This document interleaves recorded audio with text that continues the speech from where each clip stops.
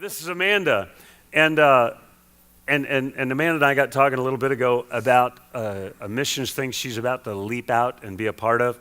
But first, before we do that, tell us a little bit, how'd you end up bumping into Southgate? I moved back to St. Louis in 2013. I went to Mizzou for OT school, was there for 6 years. My family's in St. Louis, so I came back here. I was really asking the Lord for a season of sitting at his feet after I graduated, or missions. I wanted to do one of the two, but I ended up taking kind of the responsible, practical route and got a full-time job, paid off my student loans, stayed in my parents' basement for 2 years, and Paul McKay, if you know any Sure, of we you all know know the Paul McKays. McKay, yeah. Cool. So I became friends with him and Megan Shamoon, now Megan McKay, in college at Mizzou. Megan's mom and my mom worked together. And when Megan went to Mizzou, she's a few years younger than I am, she said, "Take care of my baby." And so I took her out to coffee. We became friends. And then when I moved back to St. Louis, she's like, "You have to meet Debbie Virtue." I was like, okay, I don't know. Okay, sure.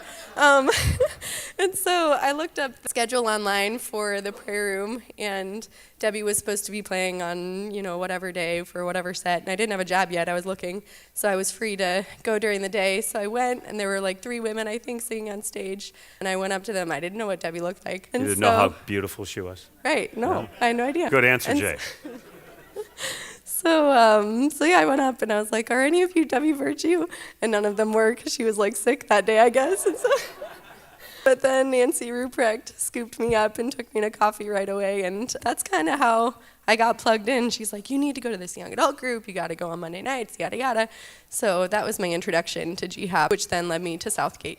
You're getting ready to go on something of a missions race. Just talk about that thing a little bit. So I'm getting ready to launch into something called the World Race. It's through an organization called Adventures in Missions, which is awesome, really amazing. They do all sorts of mission trips, long and short term, so check them out if you have any interest. It's 11 countries in 11 months, and I'll be going with 50 other people on my squad. They launch 3 times a year to 4 different routes, and I chose Route 1, which is Eastern Europe, Southeast Asia, and South America. So we'll be spending a month in each country and working alongside missionaries that are established in each country, and we'll just be working alongside them doing what they do. It's designed kind of so that we could provide a reprieve of sorts to the missionaries to come up under them and give them some rest and encouragement, and also kind of a dual discipleship program. So as I go and I'm pouring out, there are others who have gone and done the race before that will be coming to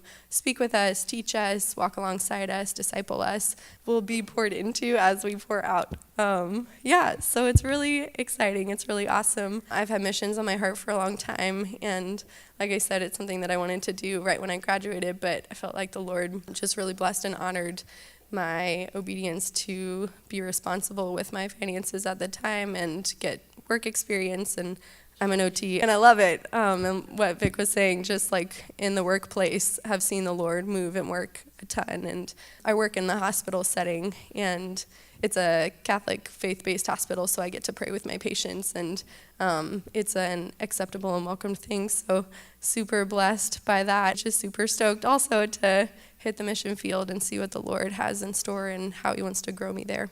11 nations in 11 months, 40 or 50 young people traveling from place to place, right? Do I have it all right? Mm-hmm. That's exciting, isn't it? I mean, just like a hit team, like a SWAT team, just shows up and does damage and then moves on. I'm very excited about that. Yeah, don't you love that? You're independently wealthy and all that, and you don't need any money. But if people wanted to get behind you financially, how would they do that? Yeah, so just pray. Ask the Lord how he might move you to give, or if you want to partner in prayer. I don't have all the money that I need to go. What? I know, that's shocking. Crazy.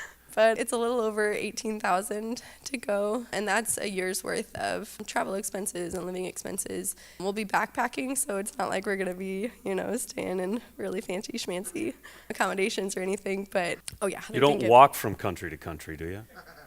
I mean, that'd be terrible. If we can, but no, probably not. Yeah, so if you want to give, then my blog, so they encourage make us really maintain a blog while we're there overseas, which is awesome because I wouldn't blog on my own probably. So you can give there. I've got donation cards if you. Is there like a website or something right now they There can go is to? yeah, there is. What is it? Okay, it's my name, Amanda Kretsinger, K-R-E-T singer.theworldrace.org. And then I'm also, as a fundraiser right now, selling these cute little necklaces. This is the small, it says send me on one side and has a globe on the back, and then the larger version has the world map on one side and is blank on the back. And they are $30 a piece, and I get 50% of the profit. So it's through an organization called Lavishly that helps missionaries and then people wanting to adopt, things of that nature. So really awesome organization as well. So how do we buy those? Can we just like walk up and hand you money, or is there some way to buy that? You can always just walk up and hand me money, no matter what, you know. But Listen, yeah. if you want to skip the middleman, here's what people don't understand. I didn't know how to give. Did you have a 20 in your wallet? Yes, you did. Just hand her money. And so, they can order the necklaces through you, or they have to go somewhere for that? No, you can order those through me. So it's a pre-sale or a pre-order kind of deal. So I have until the 25th of this month to sell the necklaces, which is awesome. They give you a lot of time. And then I'll put the order in on February 25th. They make the necklaces when you order them, and then they'll ship them on March 10th, and then I'll have them mid-March to distribute. And when do you leave on the 11-month trip? I'll leave in August, beginning of August. Good for you. 11 months, 11 nations, evangelism, rest for the missionaries, and getting discipled a little bit yourself. That sounds like a winning formula, doesn't it? That's Amanda. Thank you.